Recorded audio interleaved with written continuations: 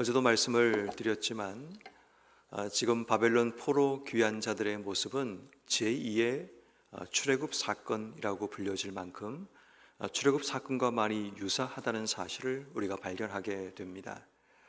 430년간 애굽에 살던 이스라엘 백성들이 모세의 주도로 애굽에서 가나안 땅으로 옮겨지는 그런 여정을 일으켰다면, 바벨론 땅에 70년간 머물고 있던 이스라엘 백성들, 특히 유다 백성들이 이제 3차에 걸친 포로 귀환을 통해서 그들이 예루살렘으로 돌아오는 그런 내용을 담고 있습니다.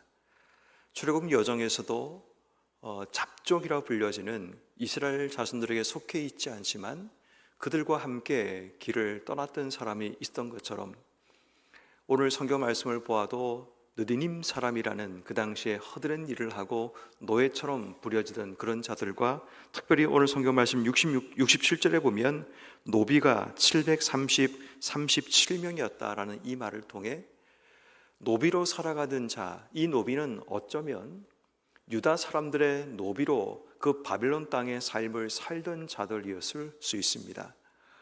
어쩌면 유다 사람들이 떠나가고 나면 그들은 그 땅에서 자유인의 몸으로 삶을 살아갈 수도 있음에도 불구하고, 그들이 먼 곳 이 예루살렘까지 함께 왔다는 것은 두 가지 가정을 해볼 수 있게 되죠. 그들이 유다 백성들을 통해서 알았던, 만났던 여호와 하나님으로 인해 그들이 함께 이 여정을 떠나오게 된 것처럼, 마치 구약시대의 룻과 같이 자신의 시어머니를 따라서 예루살렘으로, 베들레헴으로 돌아왔던 것처럼 이들도 그렇게 돌아왔을 수가 있습니다. 또 다른 한 가지는 그들이 유다 백성들의 노예로 속해 있었기 때문에, 그렇지만 더 중요한 것은 그 주인이었던 유다 백성들의 인품이나 성품, 그런 부분에 감동이 되어 그들이 함께 이곳으로 왔을 수도 있습니다. 이방 땅에서 자신들이 출신이 뭔지는 잘 알지 못하지만 그들의 인생에 돌아올 수 있는 기회를 놓치지 않고 함께 돌아와서, 그들이 비록 노래의 신분을 가지고 그 땅에 돌아왔지만 그들 모두가 하나님의 약속의 백성으로 세워지는 그런 일들을 보게 됩니다. 자, 그런데 이제 오늘 성경 말씀에는 문제가 하나 발생되었음을 보게 됩니다. 분명히 바벨론 땅에서 그들 모두가 이 예루살렘으로 돌아오기는 했지만, 오늘 성경 말씀인 61절 말씀처럼 그들의 종족이나 계보가 증거할 수 없는 그런 자들이 발생하게 됩니다. 어제까지 계속 이제 지역별로 또 지파별로 그들의 인원들이 이제 보고되는 내용이 이제 어제도 말씀 가운데 드러났는데, 문제는 그들 가운데 어디에도 속하지 못하는 그런 자들이 생겨나게 된 겁니다. 그렇지만 그들은 바벨론 땅에서 어떤 이유 때문에 왔는지 모르지만 이 예루살렘까지 왔던 자라는 것을 보게 됩니다. 그냥 일반 백성들은 크게 문제가 되지 않습니다. 어쨌든 그들이 하나님의 땅으로 예루살렘을 돌아왔기 때문에 그들을 하나님 백성으로 인정해서 그 땅 속에 살아갈 수는 있을 겁니다. 그런데 문제가 발생하는 것은 뭐냐 하면, 오늘 보면 63절 말씀 이하에 보면 제상 가운데서 자신의 계보가 아무리 찾아도 이름을 찾을 수 없는 자들이 발생하게 된 겁니다. 64절, 이 사람들은 계보 중에서 자기 이름을 찾아도 찾지 못하였다라고 기록합니다. 왜 이 사람들이 제상 가문이었지만 자신들의 계보를 찾을 수 없었는가를 생각해 보게 되면, 이 바벨론 땅에 살아가면서 자신의 출신이, 또 자신의 계보가 이 제상 집안이라는 사실을 그렇게 중요하게 여기지 않고 소홀을 하며 살았을 가능성이 많습니다. 그리고 2세대, 3세대로 이어지면서 자신의 계보가 어떤 곳에 속했는가를 알지 못하는 그런 다음 세대들이 다시 이곳으로 돌아오다 보니까 그들의 계보를 확인할 수 없는 그런 일들이 발생하게 된 겁니다. 다시 말해 자기 자신이 누구인가를 증명해 내지 못하는 그런 일이 일어납니다. 분명히 자신이 알기로는 자신이 제상 집안이고 출신이라는 사실을 알지만 그 사실을 증명해 내지 못하니까 오늘 성경은 이렇게 말을 하죠. 64절, 그들을 부정하게 여겨 제상의 직분을 행하지 못하게 하였고, 65절, 지성물을 먹지 말라 하였느니라 라고 기록하고 있습니다. 분명히 자신이 제사장 가문에 속했다는 사실을 알았기에 그들이 이곳에 왔고 또 이곳에서 제사장의 직분을 행하기를 원했지만 그들의 계보가 분명하지 않고 그들의 이름이 그 속에 없다는 그것으로 인해 그들에게는 제사장의 직분이 주어지지 않고 제사장만 누릴 수 있는 지성물에 대한 그런 특권이 사라지게 됨을 보게 됩니다. 여러분, 우리는 기억해야 됩니다. 우리가 어떤 자리에 있든지 간에 내가 누구인가를 증명해내는 자기 증명이 필요합니다. 내 삶의 하나님 백성이라는 사실을 드러내는 것이 불필요한 장소에 있든지 내가 하나님 백성임을 드러내야 되는 확실한 자리에 있든지 간에 내 삶이 내가 누구인가를, 내 이름을 증명하지 못하게 되면 결국 우리에게 주어지는 직분도 우리에게 주어지는 특권도 사라지게 된다는 것을 이 제사장들을 통해서 우리에게 말씀하고 있습니다. 때론 세상을 살다 보면 내가 하나님 백성이라는 것, 내가 크리스찬이라는 사실을 별로 드러내고 싶지 않을 때가 있습니다. 그렇게 숨기면서 별로 중요하지 않게 인생의 삶을 살아가다 보면 어느 순간 내 기억 속에 또 내 삶 속에 내가 누구인가에 대한 존재 증명이 없어지는 일들이 벌어지게 됩니다. 그리고 하나님 전에 돌아왔지만 여전히 내 삶에는 이전에 내가 가졌던 그 삶의 방식과 그 모습 때문에 내가 누구인가에 대한 확실한 그 존재 증명도 없이 하나님 앞에 서게 되는 일들이 일어나게 됩니다. 여러분, 우리가 매주마다 드리는 예배라는 그 예배는 구원받은 하나님 백성들이 함께 모여 하나님께 온전한 예배로 나가는 시간이 예배 시간입니다.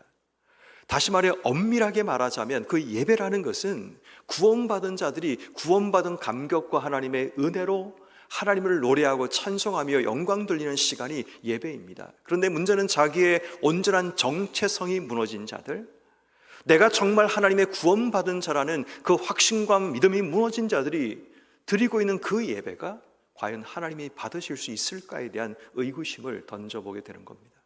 사랑하는 성도 여러분, 우리들 언제나 쌍 속에 살아가든 또 교회에 와서 하나님 앞에 서는 삶을 살아가든 내가 누구인가를 늘 존재 증명하며 살아가는 우리의 삶이 필요합니다. 이 말은 바꾸어 얘기하면 어떤 자리에 서 있든지 간에 내가 하나님의 사람임을, 내가 예수 그리스도를 구주로 믿는 크리스찬임을 잊지 않고 우리의 삶을 살아가야 한다는 겁니다.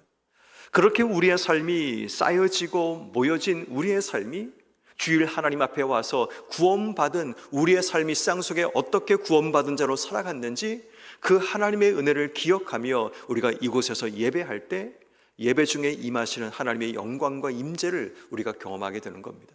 근데 그거 아무것도 없이 쌍 속에서 나의 존재도 잊어버리고 구원받은 자의 감격도 없이 인생의 삶을 살아가다가 주일날 거룩한 하나님 앞에 와서 예배를 드리겠다고 앉아있으면 과연 내가 내 자신이 누구인가도 한 번도 증명하지 못한 채로 이 자리에 있을 때 과연 우리에게 구원받은 자가 누리는 그 감격과 은혜가 있을 수 있을까라는 것입니다. 그러므로 여러분, 성도는 늘 어떤 자리에 있든지 간에 내가 하나님의 구원받은 하나님 백성이라는 것, 또 내게 주신 하나님의 직분, 내가 제사장의 직분을 가지고 있으면 쌍 속에서도 그 직분에 걸맞는 인생의 삶을 살아야 되고 그 직분에 맞는 우리의 행동과 우리의 말과 우리의 삶을 살아내는 것이 필요합니다. 그래야지만 우리가 다시 돌아왔을 때 내 이름이 증명되고 내가 감당해야 될 직분과 특권들을 누리며 살아갈 수 있음을 우리에게 말씀하고 있습니다. 이제 또 다음에 넘어가게 되면 66절 이하에 보면 이제 온 회중들의 숫자를 다시 한번 계수하면서 68절 말씀에 보면 그들이 가져왔던 가축들의 이제 숫자를 소개합니다. 68절에 보면 말이 736마리고 노새가 245마리이고 낙타가 435마리이고 나귀가 672마리라고 소개하고 있습니다. 이 짐승들을 소개하는 이유가 뭐냐 하면 이 짐승들의 용도는 이 유다 백성들이 다시 귀환할 때 그들이 싣고 왔던 짐들, 또 그들이 싣고 왔던 그들의 어떤 물질들을 태웠던, 그것을 싣고 왔던 낙의 숫자를 이야기합니다. 이 말은 그들이 포로에서 귀환했지만 마치 출애굽 당시에 이스라엘 백성들이 금과 은과 그리고 옷들과 수많은 재물을 가지고 출애굽했던 것처럼 이들 또한 하나님의 은혜로 그 바벨론 포로 생활을 했지만 하나님의 은혜로 풍성한 물질을 소유하고 돌아왔다는 사실을 보게 됩니다. 포로로 끌려갔는데 그들의 삶에 하나님의 은혜로 그들의 삶의 풍성한 물질이 그들 속에 주어졌다는 것을 보게 됩니다. 여러분, 우리가 늘 기억해야 될 중요한 한 가지는 우리가 어떤 자리에 있는가도 정말 중요합니다. 그렇지만 어떤 자리에 있든지 간에 하나님의 은혜가 우리에게 주어진다는 겁니다.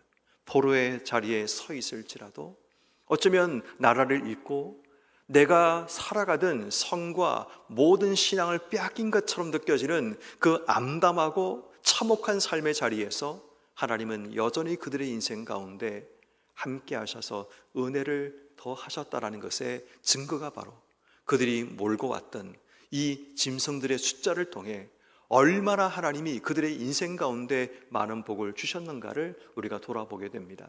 오늘 성경 말씀인 66절 말씀해 보면 돌아온 자의 합계가 42,360이라고 되어 있는데 지금 68절, 69절에 나오는 그들이 이게 지금 그들의 낙타의 숫자라는 것은 짐을 그들이 가지고 있던 소유를 싣고 왔던 짐승들인데 그들의 숫자가 거의 2,000마리에 가까운 그런 숫자임을 보게 됩니다. 그러니까 엄청나게 많은 하나님의 은혜가 그들 속에 임했다라는 것이 그들이 돌아올 때 가지고 왔던 그 예물을 통해 그 재물을 통해 발견되고 있음을 보게 됩니다. 우리도 늘 언제나 어떤 자리에 있든지 간에 하나님의 은혜를 구하고 또 내가 하나님의 은혜를 입고 있다는 사실을 우리가 잊지 않아야 합니다. 그래서 그 하나님의 은혜를 기억하고 늘 우리의 삶이 하나님께 감사하는 그 삶의 자리가 필요합니다. 내가 볼 때는 하나님의 은혜가 없는 것처럼 보이는 그런 삶의 자리도 있을 수 있습니다. 그러나 하나님의 은혜는 여전히 그곳에도 흐르고 있다는 사실을 기억해야 합니다. 하나님 은혜를 돌아보고 기억해낼 때 늘 우리의 예배, 우리가 돌아오는 그 발걸음은 하나님께 감사와 영광 돌리는 복된 걸음이 될 수 있습니다. 그렇지만 내게 주신 삶의 자리에서 하나님 은혜가 없다라는 그런 불신과 또 불신앙으로 인생의 삶을 살다 보면 늘 우리 인생은 하나님께로 돌아오지만 피폐해진 모습으로 올 수밖에 없음을 기억하여 늘 우리의 삶의 자리에 흐르는 그 하나님의 은혜 기억하고 그 하나님의 은혜를 우리가 늘 돌아와서 감사하고 또 찬양하는 이런 모든 삶이 되기를 주의 이름으로 축원합니다. 그리고 7절 이하의 말씀에 보면 이제는 족장들과 또 사람들이 하나님 앞에 예물처럼 자신의 것을 헌신하는 내용이 기록되어 있습니다. 7절 말씀에 보니까 어떤 족장들은 역사를 위하여 보조하였고 총독은 금 1000드라크마와 대접 50과 제상의 의복 530벌을 보물 곳간에 드렸고 또 어떤 족장들은 금 2만 드라크마와 은 2200마네를 역사 공가에 드렸고 72절에 그 나머지 백성은 금 2만 드라크마와 은 2000마네와 제상 의복 67벌을 드렸더라 라고 이야기를 합니다. 자신들이 세상 속에서 포로 생활 가운데서 힘겹게 모았던 그 물질들을 그들이 돌아온 이후에 예루살렘의 재건과 하나님의 성전의 회복과 또 이곳이 제대로 운영되기 위해서 그들이 하나님의 역사를 위해 자신의 것을 아낌없이 내어놓는 결단들을 하고 있음을 보게 됩니다. 우린 여기에서 어떤 가치를 위해 우리가 살아가고 있는가를 생각해 보게 됩니다. 비록 그들에게는 그 바벨론 땅을 살아가면서 우리의 본토로 돌아가기까지 우리가 가장 필요한 것은 물질이라는 생각을 가지고 열심히 일을 하고 열심히 돈을 벌었을 수 있습니다. 그리고 돌아온 이후에는 그들에게 주어진 그 물질을 가치 있게 의미 있게 사용하고 있는 이 사람들의 모습을 보게 됩니다. 그런 의미에서 여러분, 우리는 내게 주신 하나님의 은혜를 어떤 가치를 기준으로 사용하고 있는가를 돌아봐야 합니다. 그것이 물질이 아니더라도 우리의 건강이든 우리의 시간이든 우리의 열정이든 우리의 삶의 부분들을 어떤 가치를 위해 우리가 사용하고 있는지, 그렇지만 여기에 중요한 기본적인 원칙은 우리의 모든 것은 하나님의 나라와 하나님의 영광과 하나님의 일을 위해서 우리의 삶은 쓰여져야 합니다. 그것이 나의 소중한 시간이라도, 그것이 나의 주어진 삶의 무슨 삶의 자리이든 간에, 내게 물질이든 시간이든 열정이든 어떤 것이든 간에 가치 있는 일을 위해서 내가 쓰임 받아야 되는 겁니다. 제가 지난주에 길 위에 이제 살아가는 우리 성도들에 대한 이야기를 하면서 우리가 4부 예배, 청년들과 함께 예배를 드리면서 이제 토크쇼처럼 같이 예배를 진행을 했습니다. 그러니까 3명의 청년들을 불러내어서 이제 자리에 앉히고 그들이 걸어가고 있는 인생 길이 어떤 길인가를 제가 물었습니다. 그런데 많은 청년들이 자신들이 공부를 하고 있고 또 어떤 사업을 하고 있는데 그 길에 대한 확신이 없음을 보게 됩니다. 그리고 그 일을 포기하고 싶은 마음이 있음을 보게 되었습니다. 그리고 제가 마지막 질문 하나를 드렸습니다. 그러면 당신이 걸어가는 그 길의 끝자락에는 무엇이 있을 거라고 생각하십니까? 라고 질문을 드렸습니다. 그랬더니 한 청년이 그런 얘기를 합니다. 하나님이란 얘기를 합니다. 그리고 어떤 학생은 또 하나님을 위해서라고 얘기를 합니다. 다시 말해 그들의 인생이 걸어가는 길이 지금은 돌아가야 되고 지금은 실패처럼 보이고 아무런 희망이 보이지 않는 그 길 위에 서지만 그들의 인생의 끝자락에 그들이 주목해야 될 중요한 가치는 여호와 하나님의 영광과 그분의 나라와 그분의 일을 위해서 쓰임 받아야 된다는 그런 것이었습니다. 제가 그들에게 그런 메시지를 주었습니다. 여러분들이 지금 가는 그 길이 막혀 있고 돌아가야 되고 길이 보이지 않는 암담함이 있지만 우리가 걸어가는 그 길은 지금 있는 길만 우리의 길이 아니라 긴 우리 인생의 여정을 돌아보면 그 길은 아주 사소한 그냥 돌아가는 길일 뿐이다 라고 얘기를 했습니다. 그러나 반드시 당신의 인생의 끝자락에서는 하나님이 드러나야 되고 하나님의 나라와 그분의 영광이 나타나야 된다. 그것이 없으면 당신은 지금 길을 잘못 서 있는 것이라고 그렇게 설교를 마무리했던 적이 있습니다. 여러분, 우리 인생도 마찬가지입니다. 우리가 걸어가는 인생이라는 길 위에서 어떤 가치를 가지고 우리가 살아가고 있는가라는 겁니다. 그 가치는 내 인생의 끝자락에서 드러나야 됩니다. 지금 내가 분주하고 바쁘게 인생의 삶을 살다 보니까 지금 내 삶에 어떤 가치가 드러나고 있는가가 잘 보이지 않을 수도 있습니다. 그러나 분명 우리 속에 가져야 될 중요한 다짐은 내가 어떤 길을 위해서든지 간에 하나님을 위해서, 하나님의 영광을 위해서, 그분의 나라를 위해서 내가 이 길을 위해 서겠다는 그 결단이 일어나야 합니다. 돌아왔던 그 수많은 족장들과 총독들과 수많은 백성들의 마음속에는 그들의 인생의 가장 중요한 가치는 하나님께서 세우실 그 나라였고 하나님의 일이었고 하나님이 주인 되는 예루살렘이 회복되기를 그 바라는 갈망으로 자신의 삶에 정말 힘들게 모았던 재물들을 드림을 통해 그곳을 재건하기 위한 소망으로 그 일들을 하고 있음을 보게 됩니다. 오늘 우리의 삶도 마찬가지입니다.